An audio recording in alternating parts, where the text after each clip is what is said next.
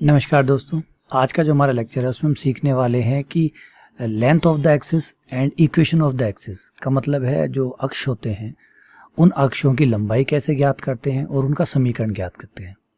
दोनों ही चीज़ें पढ़ेंगे। अक्षों की लंबाई कैसे ज्ञात करते हैं और अक्षों का समीकरण कैसे ज्ञात करते हैं। अब दिमाग में आपके चल रहा होगा कि सर कौन सी एक्सिस, किस एक्सिस की बात हो रही है। तो बेटा जो एक्सिस की बात हो रही है वो हो रही है दिग्वृत्त और अतिपरवलय के लिए। आपको पता होगा दिग्वृत्त और अतिपरवलय जब आप बनाते हैं तो जैसे दिग्वृत्त आपने बनाया तो उसमें एक होता है दीर्घ अक्ष जिसे मेजर एक्सिस कहते हैं, एक होता है छोटा जिसे लघु एक्सिस कहते हैं, होता है ना। ऐसे जब आप अतिपरवलय में जाते हैं तो एक एक्सिस होता है जिसपे अतिपरवलय बनता है जिसे हम कहते हैं अनुप्रस्थ अक्ष, और एक होता है उसके लंब जिसे कहते हैं संयुग्मी अक्ष। तो ये जो दो अक्ष है, ये जो दो अक्ष है इन पे लंबाइयाँ कटती है, वो लंबाइयाँ कितनी है उन्हें लेंथ कहते हैं, वो लेंथ कितनी है और इनकी इक्वेशन क्या है। ये जो लाइनें, दो लाइनें तो है, ये दो लाइनें ही तो है, इन दोनों लाइनों के समीकरण क्या है, ये दो चीज़ें हमसे आपसे पूछी जाएगी। अगर हमें देखिए हमारे पुराने वाले परवलय होते, मतलब अति परवलय होते 10th क्लास वाले, वो 11th क्लास वाले, तब तो कोई दिक्कत ही नहीं है, एक एक्स एक्स पे बनता है एक वाई एक्स पे बनता है। लेकिन हमें पता है कि हमारे अति परवलय कहीं भी बन सकते हैं, हमारे दिग्वृत्त कहीं भी बन सकते हैं। तो वो जहाँ भी बनेंगे उस समय उसका जो एक्सेस है मेजर वाला, जो दीर्घ अक्ष है वो कहाँ होगा, लघु अक्ष है वो कहाँ होगा। याद पकड़िए जो मैं भी समझा रहा हूँ। पहले बहुत सरल था, पहले क्या सरल था, पहले ये सरल था। देखिए पहले एकदम सिंपल सा था। हमारा दिग्वृत्त जो होता था वो ऐसे होता था, या तो एक्स एक्स की तरफ बड़ा होता था और यदा कदा वाई एक्स की तरफ भी बड़ा हो जाता था। लेकिन ठीक है, या तो एक्स एक्स की तरफ बड़ा होता था या वाई एक्स की तरफ बड़ा होता था। ये हमारे दीर्घ अक्ष हो जाता था जिसे हम मेजर अक्ष भी कहते थे। ये हमारा दीर्घ अक्ष हो गया। दीर्घ अक्ष कौन हुआ, एक्स एक्स हुआ। तो समीकरण हो गया, अगर समीकरण पूछा जाए तो कोई दिक्कत ही नहीं थी, समीकरण हो गया y बराबर 0। ऐसे ही हमारा लघु अक्ष होता था, जिस तरफ दिग्वृत्त छोटा होता था उसे लघु अक्ष या माइनर अक्ष कहते थे। माइनर अक्ष वाई एक्स होता था। वाई एक्स होने की वजह से अगर समीकरण जो पूछा जाए, समीकरण क्योंकि वाई एक्स पे एक्स का मान 0 होता है तो समीकरण होता था x बराबर 0। तो हमारी कोई परेशानी वहाँ थी ही नहीं। लंबाई, इस लंबाई को a कहते थे, इसको b कहते थे, और टोटल लंबाई 2a हो जाती थी क्योंकि a इस तरफ, a इस तरफ, और ये b, ये थी इनकी लंबाइयाँ। क्लियर है, कोई झंझट नहीं था, क्योंकि तब आपका समीकरण भी बड़ा प्यारा सा सुंदर सा होता था। देखिए कितना एलिगेंट होता था, एक्स स्क्वायर बटा ए स्क्वायर प्लस वाई स्क्वायर बटा बी स्क्वायर बटा, इतना सुंदर समीकरण हुआ करता था। तभी तो लोग पुराने दिनों को याद करते हैं कि पुराने दिन कितने अच्छे होते हैं। पहले ऐसे होता था, पहले ऐसे होता था। वो आज की बात नहीं करते कि आज तो सब कुछ ही बुरा है, पहले बहुत अच्छा हुआ करता था। अब आप भी देखिए 11th क्लास में समीकरण इतना छोटा सा होता था। ये होगी दीर्घ अक्ष की लंबाई, ये होगी लघु अक्ष की लंबाई, ये हो गया समीकरण y बराबर 0 x बराबर 0। लेकिन अब बेटा ये ऐसा नहीं रहा। अब हमारा जो दिग्वृत्त है वो किसी भी दिशा में जा सकता है, किसी भी लाइन पे जा सकता है, कहीं भी बन सकता है। सब कुछ बदल डाला इसने। अब हो सकता है ये और ऐसे, ये देखिए हमारा दिग्वृत्त अब इस लाइन के ऊपर ऐसे, ये लीजिए ये दिग्वृत्त हो सकता है ना। अब तो कहीं भी हो सकता है। अब आपका दीर्घ अक्ष है, ये बताइए समीकरण क्या है। ये है लघु अक्ष, बताइए समीकरण क्या है। अक्ष की लंबाई ये है, अब बताइए क्या है। तो पहले ठीक था क्योंकि पहले फिक्स था, एक्स एक्स पे ही बनेगा, दीर्घ एक्स एक्स पे बनेगा, लघु वाई एक्स पे बनेगा, या फिर दीर्घ है वो वाई पे बन गया तो लघु एक्स पे बन गया। फिक्स था, दो के अलावा तीसरा कोई ऑप्शन था ही नहीं, छोड़ा ही नहीं था, है ना। कोई तीसरा ऑप्शन छोड़ा ही नहीं था। लेकिन इस बार तो आप लाइनें कहीं भी बन सकती है, आपके दीर्घ और लघु कहीं भी जा सकते हैं, किसी भी दिशा में जा सकते हैं। इसलिए अब समीकरण पढ़ना जरूरी हो गया कि कैसे ज्ञात करें, कैसे दीर्घ अक्ष का समीकरण ज्ञात करें, कैसे लघु अक्ष का और उनकी लंबाइयाँ। ये बात सिर्फ हम इसकी बात नहीं कर रहे हैं सिर्फ दिग्वृत्त की, हम अति परवलय की बात कर रहे हैं। अति परवलय में भी यही होता है, अति परवलय में भी ऐसा ही होता है। तो हम दोनों की ही बात कर रहे हैं, दिग्वृत्त और अति परवलय। तो हम क्या पढ़ रहे हैं या क्या पढ़ने जा रहे हैं, दिग्वृत्त एवं अति परवलय के अक्षों की लंबाई और समीकरण, अति परवलय के अक्षों की लंबाई एवं उनके समीकरण। ठीक है, यहाँ पे थोड़ा सा एक बात का और ध्यान रखिएगा। यहाँ पे हम नाम थोड़ा ए बी नाम चेंज करके कुछ नए सुंदर लेटेस्ट नाम जो है वो यूज़ करेंगे, क्योंकि समय बदला है तो स्मार्ट नाम रखेंगे। एक का नाम R1 रखेंगे और एक का नाम R2 रखेंगे, R1 एंड R2। R1 जो है वो दीर्घ अक्ष का होगा और R2 जो है वो लघु अक्ष का होगा।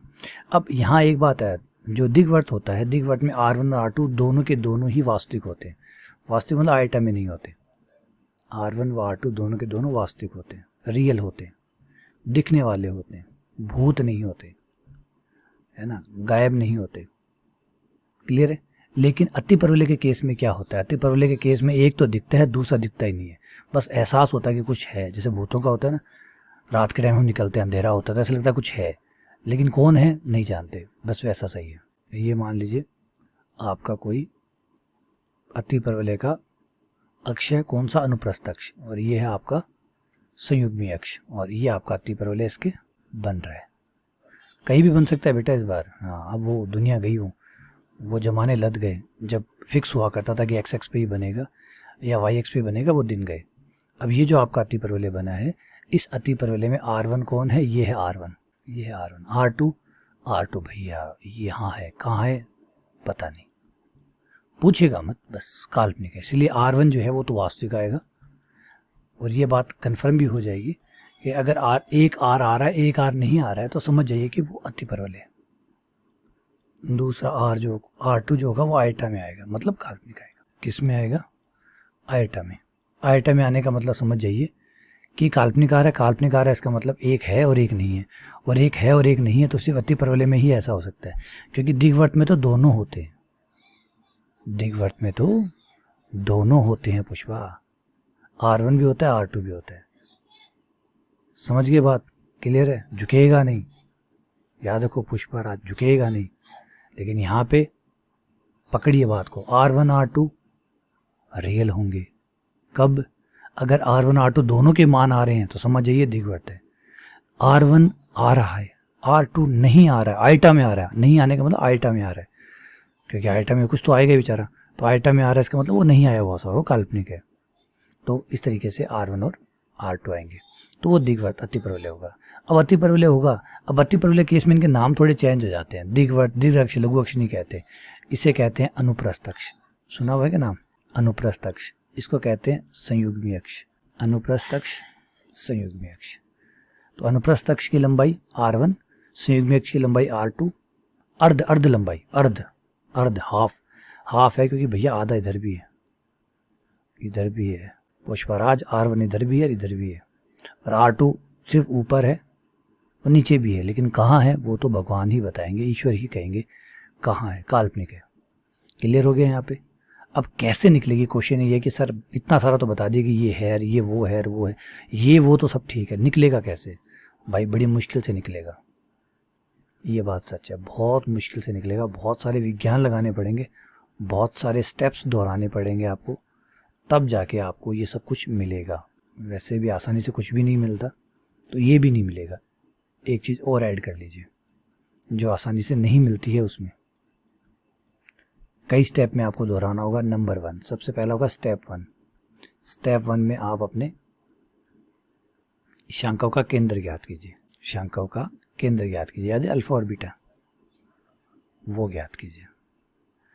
क्वेश्चन नंबर 1 करना है, ये समझ लीजिए। क्वेश्चन नंबर 1 में हमने क्या किया था, केंद्र ज्ञात किया था, शांकों का मूल बिंदु पे समीकरण ज्ञात किया था, शांकों का मूल बिंदु पर समीकरण, शांकों का मूल बिंदु पर समीकरण।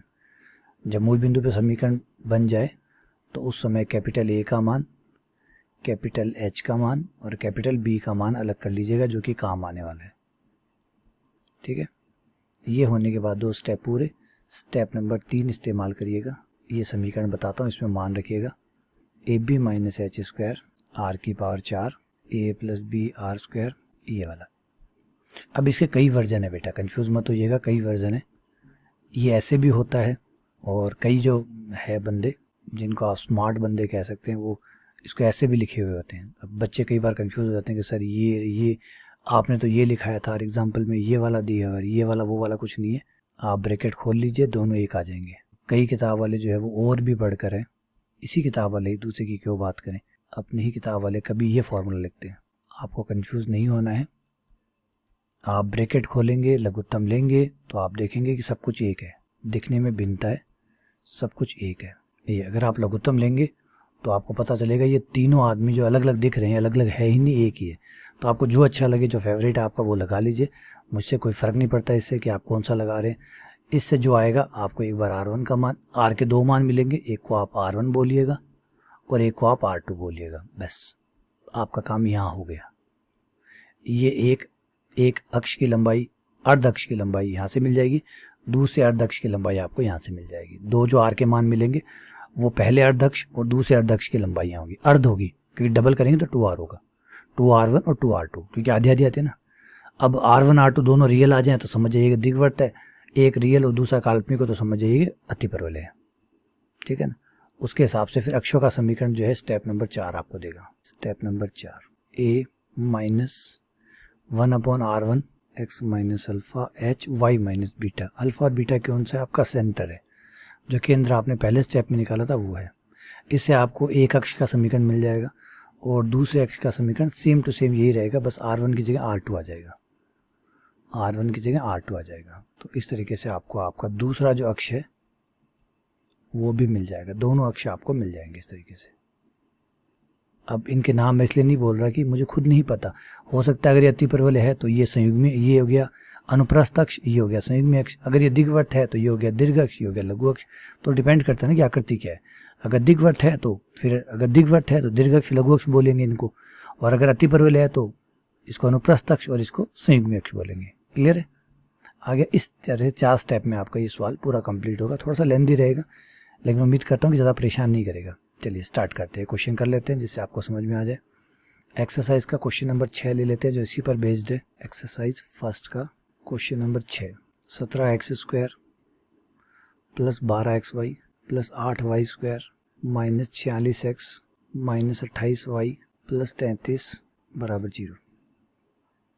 ठीक है, सबसे पहले है कि केंद्र ज्ञात करना। तो इस समीकरण को आप f नाम देंगे और आंशिक अवकलन करेंगे x के साथ और y के साथ। तो del f over del x, x के साथ आंशिक अवकलन करते ही आ गया 34x प्लस 12y और ये 0 माइनस 46x का 46, 28y का 0, 33 का 0 बराबर 0। 34x प्लस 12y बराबर 46, 2 का भाग दे दूं थोड़ा छोटा हो सकता है। 17x प्लस 6y बराबर 23। डेल एफ और डेल वाई बराबर 0। 4 पे कट जाएंगे, ये 4 पे काट दीजिए। 3x, दोनों समीकरण को आमने सामने रख के सॉल्व कर लीजिए। एक काम करना है कि समीकरण नंबर 1 को, ये 6 है तो इसको 2 से गुणा कर देता हूँ, इसको 3 से गुणा कर देता हूँ। समीकरण 1 गुणा 2 और समीकरण घटाना है फिर समीकरण 2 गुणा 3।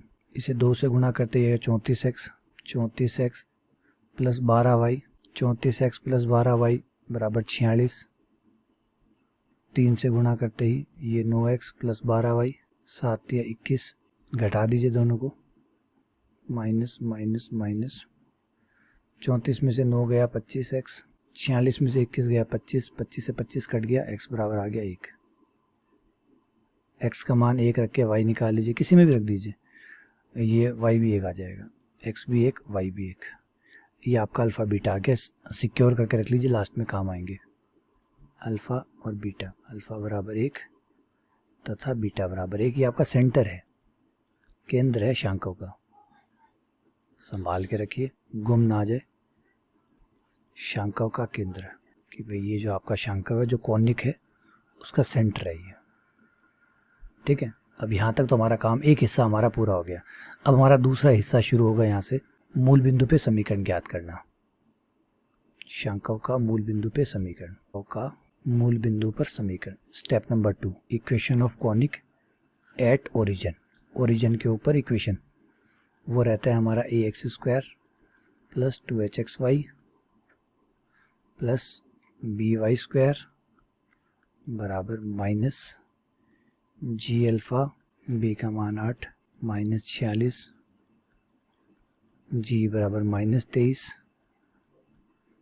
2f बराबर माइनस 28, f बराबर माइनस 14, c बराबर 33। लीजिए सारी वैल्यू आ गई, बैक टू बैक पुट कर दीजिए। a का मान है 17, h का मान था 6, 6 दूनी 12xy। ये पहले 3 पद तो आप समीकरण से एज इट इज़ उतार दीजिए, है ना। पहले 3 पद तो ये तो सेम टू सेम ही होते हैं, बस खाली इस साइड में थोड़ा सा मान रखना होता है। g का मान जो कि आपके पास था माइनस का 23, अल्फ़ा जो कि 1 है, f का मान जो कि था माइनस 14, बीटा का मान जो कि 1, c का मान जो कि 33। ठीक है ना, तो ये तो आपको फ़ायदा मिल ही जाएगा, थोड़ा सा फ़ायदा उठाएं इस चीज़ का। 17x² 12xy प्लस 8y², इतना समीकरण तो आप पहले 3 पद जो है ना एज इट इज़ उतार लें आपके सवाल से। ये 3 तो वही आता है क्योंकि ax² plus 2hxy plus by² ये तो सवाल ही होता है, तो इतना तो आपका यहाँ से ही मिल जाएगा। ये माइनस का 23 और माइनस का 14 हो गया माइनस का 37, माइनस का 23 और माइनस का 14 ये हो गया 37 बिल्कुल, -4 माइनस माइनस +4, 4 का भाग दे दीजिए, 17/4 एक्स स्क्वायर, ये हो गया आपका 3xy, 8/4 ये हो गया 2y² बराबर 1। ये लीजिए फाइनली अब आपको अपना समीकरण मिल गया है किस पे, मूल बिंदु पे। अब यहाँ से आपको मिलेगा कैपिटल ए, ये है कैपिटल ए, कैपिटल ए बराबर 17/4। जो एक्स वाई का गुणांक है ये 2h है, 2h। अगर चिन्ह माइनस का हो तो चिन्ह सही लिखना है, 2h भूल मत जाइएगा, कई बच्चे इसको h ले लेते हैं, h नहीं है 2h होता है ये आपका कैपिटल बी। जब मूल बिंदु पे समीकरण आ जाए उसके बाद में ए बी एच, यहाँ पे एक चीज़ का ध्यान रखना है आपको, क्या बराबर में 1 होना चाहिए, बराबर में 1 होना चाहिए। तो जो भी बराबर में हो, चाहे माइनस हो प्लस हो, जो भी उसका सबका भाग दे दीजिए। ये लीजिए आपका दूसरा स्टेप भी पूरा सफलतापूर्वक हमने दूसरा चरण भी अपने सवाल का पूरा कर लिया है। दूसरा चरण पूरा करने के बाद तीसरा चरण क्या है, इस समीकरण में मान रखा आर के मान निकालना। आइए चरण 3 जो है वो शुरू करते हैं। A B minus H square R की power 4 minus A plus B R square plus 1 बराबर 0। मान रखिए ए का मान 17/4, बी का मान कितना है भाई, बी का मान 2 रख दीजिए। एच का मान कितना, एच भैया कितना हो 3/2 आर की पावर 4, ए का मान कितना 17/4, बी का मान कितना 2 आर स्क्वायर प्लस 1 बराबर 0। लघुत्तम वघुत्तम लेके सॉल्व कर लीजिए भाई, ये 4 लघुत्तम आ जाएगा। 17 2 से मत काटिए एक बार, 17 दूनी 34, 34 में से 9 गया, 34 में से 9 गया 25, 25/4, 25/4 आर की पावर 4 माइनस 17 ये हो गया 8 17 और 8 कितना होता 25, ये भी 25। अरे वाह भाई बड़ा है, बड़ा दोस्ती निभा रहे हो। प्लस 4 प्लस 1 बराबर 0। बढ़िया है, हमें तो आसानी चाहिए। 4 से गुणा कर दीजिए, सब बट्टे बट्टे ख़त्म करिए। 25 आर की power 4 minus 25 R square plus 1 बराबर 0। गुणनखंड करिए, गुणनखंड चाहिए 25। अच्छा 4 आ गया था यहाँ पे, 25 चौके 100 चाहिए, तो 20 और 5 हो जाते हैं, 20 और 5। यहाँ आप गुणनखंड कर लेंगे। ना गुणनखंड मिले तो भैया, ना गुणनखंड मिले तो श्रीधराचार्य लगाइए, गुणनखंड ना मिले तो भैया श्रीधराचार्य लगाइए, यूज़ कर सकते हैं। अगर गुणनखंड ना होते हों तो, होते हैं तो बहुत अच्छी बात है, नहीं होते हैं तो श्रीधराचार्य लगा दीजिए। बस करना क्या होगा, श्रीधराचार्य, क्योंकि ये तो 4 पावर का ना, श्रीधराचार्य तो 2 पावर का लिखता है, तो एक बार आर स्क्वायर बराबर वाई मान लीजिएगा थोड़ी देर के लिए। चलो वाई बुक है, आप कहेंगे सर एक्स वाई तो पहले से बुक है, तो बुक है कोई बात नहीं, चलिए कुछ और मान लेते हैं, पी ले लेते हैं, पी ले लिया। आर स्क्वायर की जगह पी रख दीजिए, तो ये हो जाएगा 25 पी स्क्वायर, क्योंकि आर स्क्वायर पी है तो आर की पावर 4 पी स्क्वायर हो जाएगा, 25 P square minus 25 P plus 4। अब तो श्रीधराचार्य लगा सकते हो, अब तो 2 घात का है, अब श्रीधराचार्य लगा दीजिए। फिर पी की जगह वापस आर स्क्वायर रख दीजिएगा, आर का मान निकालने के लिए स्क्वायर उधर भेज दीजिएगा, अंडर रूट लग जाएगा, बात खत्म है ना। क्लियर है, हो गया। चलिए सीधे गुणनखंड हो जाए तो कहना ही क्या, लेकिन सीधे गुणनखंड हर बार हो जाए ये भी तो संभव नहीं है ना। कई बार सवाल भी ऐसे कहता है सीधे गुणनखंड नहीं होंगे, आपको थोड़ा दुख दे के जाऊँगा। तो अगर क्वेश्चन दुख दे तो दुख पाना ही पड़ेगा, कोई उपाय नहीं। तो मैंने ये उपाय जो आपको बताया ये उसके लिए है कि जब सवाल आपको परेशान करे तो आप श्रीधराचार्य का इस्तेमाल कर सकते हैं। तो यहाँ से आप एक इससे आ जाएगा आर स्क्वायर बराबर 1/5, एक इससे आ जाएगा आर स्क्वायर बराबर 4/5, और R1 बराबर आ जाएगा under root plus minus 1/5।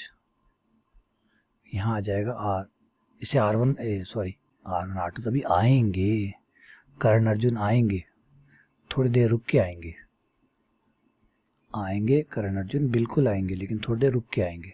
Are जो है वो दूरी है, दूरी माइनस की होती नहीं है, इसलिए माइनस वाले जो मान है वो तो सबसे पहले छोड़ दीजिए, क्योंकि दूरी R1 R2 जो है वो R जो है वो दूरी है। कारण बताइए, बिना कारण के कुछ मत लिखिए। R दूरी है, डिस्टेंस है, लंबाई है, लंबाई कभी माइनस की होती है क्या? नहीं।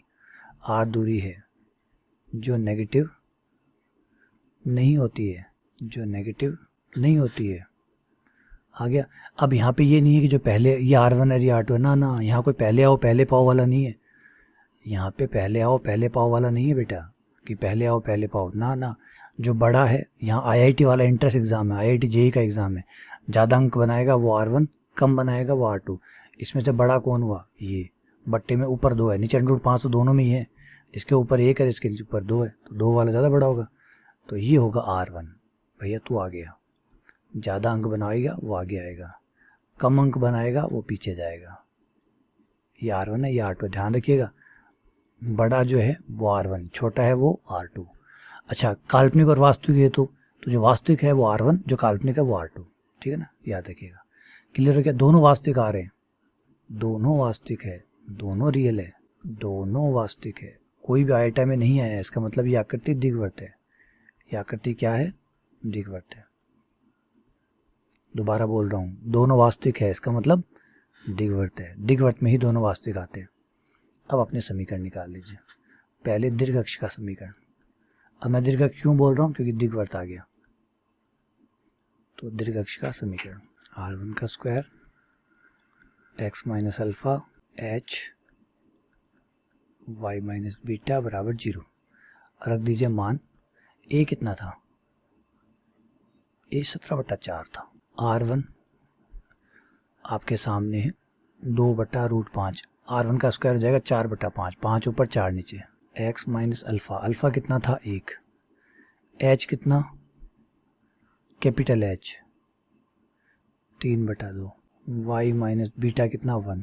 17 में से 5 गया 12, 12/4 जो कि 3 हो गया। पूरे सवाल में 3 का भाग लग सकता है, दे दीजिए। 3 का भाग दे दिया। x minus 1 1/2 y minus 1। Bracket खोल लीजिए, ये ब्रैकेट खोल लिया, सॉल्व भी कर लिया। -1 माइनस 1/2, माइनस का 3/2, 2 से गुणा कर दीजिए। 2x प्लस वाई माइनस 3 बराबर 0। यह आपके हो गया दीर्घ अक्ष का समीकरण। अब ऐसा ही समीकरण लघु अक्ष का निकाल लीजिए। लघु अक्ष का समीकरण a माइनस 1/R2 का square x minus alpha h y minus beta बराबर 0। a का मान 17/4, R2 का मान था 1/√5 जो कि 5/1 हो गया। x माइनस अल्फा, अल्फा का मान 1, h का मान 3/2, y माइनस बीटा, बीटा का मान 1, 0। लघुत्तम वघुत्तम लेके छोटा मोटा काम है वो निपटा लीजिए।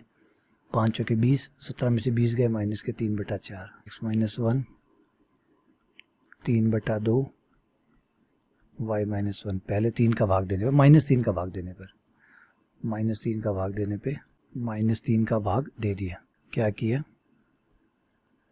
-3 का भाग दिया ताकि कट जाए। अब 4 से गुणा कर लीजिए। 4 से गुणा करते ही अब ब्रैकेट खोल लीजिए। x माइनस 2y प्लस 1 बराबर 0। यह आपके आ गया लघु अक्ष का समीकरण।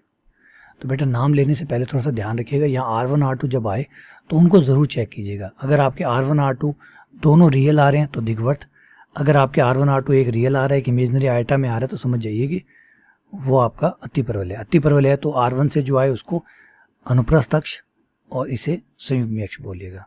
तो ये लीजिए, फाइनली इस तरीके से आपका एक सवाल कंप्लीट होगा। अगर जो ये लंबाई आई है, ये आई है दीर्घ अक्ष की अर्ध लंबाई, अर्ध आई है, पूरी नहीं है, पूरी के लिए डबल करना पड़ेगा, है ना। मैं लिख देता हूँ यहाँ पे, दीर्घ अक्ष की लंबाई बराबर 2R1, 2 × 2 हो जाएगा 4, 4/√5, और लघु अक्ष की लंबाई 2R2 वो है 1/√5, तो 1 2 से गुणा के 2√5। ठीक है, कुछ चीज़ें तो ध्यान रखना है, कृपया ध्यान दें। ध्यान देने वाली बात है, जो आपका समीकरण दिया गया हो उसको आप इस तरीके से कंपेयर करेंगे। स्मॉल a b c जो है वो आप अपने मूल समीकरण के लिए रखेंगे बचा के। जो भी आपको समीकरण दिया गया होगा उससे आपको small a, small b, small c, small h, small g, small f मिल जाएगा। ये सब मिलने के बाद में जब आप उसका मूल बिंदु पे समीकरण निकाल लेंगे, मूल बिंदु पे समीकरण निकाल लेंगे, तब आपको मिलेगा कैपिटल A, कैपिटल H, इस समीकरण से तुलना करके कैपिटल A, कैपिटल एच और कैपिटल बी आपको यहाँ से मिलेगा। बराबर में एक होना ज़रूरी है, बराबर में एक होना ज़रूरी है। ये है मूल बिंदु पे समीकरण।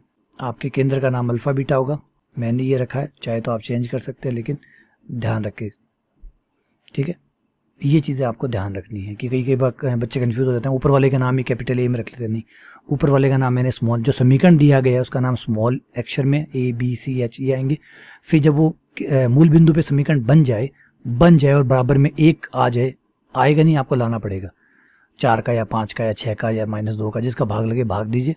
फिर आप ए एच और बी को अलग करिए, वो कैपिटल में होंगे और उनसे ही आपका आगे जाके अक्ष की लंबाई आएगी, फिर उससे अक्ष का समीकरण आएगा। क्लियर है, कन्फ्यूजन नहीं है कोई भी। चलिए, उम्मीद करता हूँ अब आपको ये चीज़ें समझ में आ गई होगी। कोई डाउट हो, कोई परेशानी, कोई चीज़ ना समझ में आई तो मुझे ज़रूर बताइएगा। बहुत बहुत धन्यवाद, शुक्रिया।